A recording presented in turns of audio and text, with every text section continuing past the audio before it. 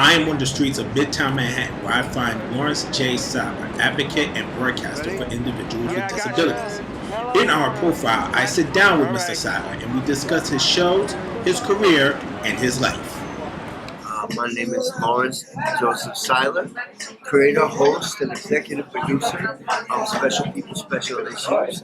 And I'm also the executive producer and director of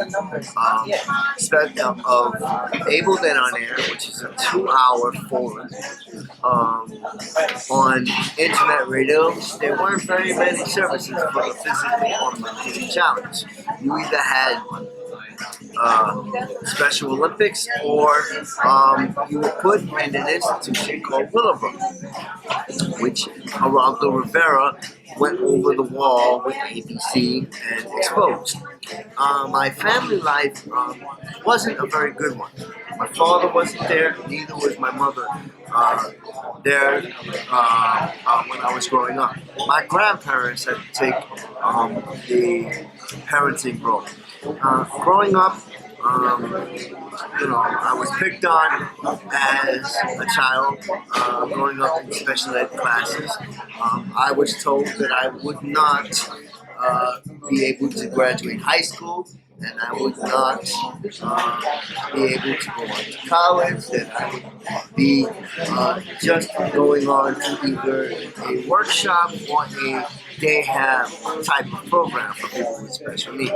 Well, lo and behold, I now hold a 2-year degree from LaGuardia Community College, CUNY, in gerontology, which is the study of elderly services, and I now also hold a bachelor's degree from Lehman College in journalism, and now I'm going for my doctorate degree at the CUNY Institute for Worker Education, which is part of the City University of New York. I'm going for an AU.D, which is an audiology degree, doing hearing tests and helping people with hearing problems. How I came up with Special People, Special Issues was that I saw disparities just like Geraldo Rivera.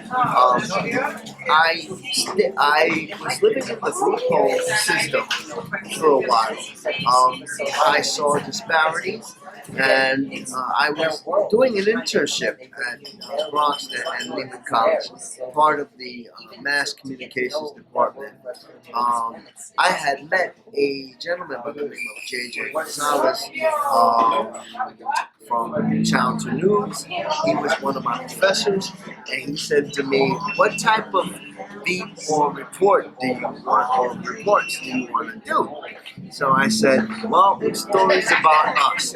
Those stories about us turned out to be short segments in BronxNet's news, in BronxNet's News 67.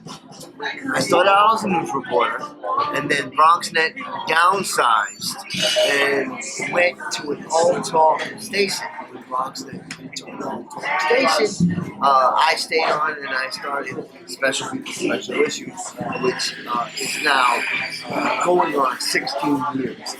And then about a year or so ago, I had gotten, with the help of Melissa Crespo and some other sponsors, I had gotten some help doing what we call Able and On Air, which is a 2-hour forum. People with special needs deserve to learn about job readiness, to learn about careers, to learn about different things.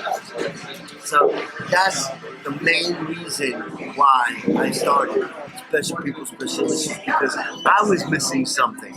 I work with a wonderful team. I work with a gentleman by the name of Roger Giles of Clinton Entertainment, who has helped me over the last 16 years become the person I am today. When I see myself in 5 to 10 years, I actually see myself with the television station, with helping more people and helping people help themselves tell their stories.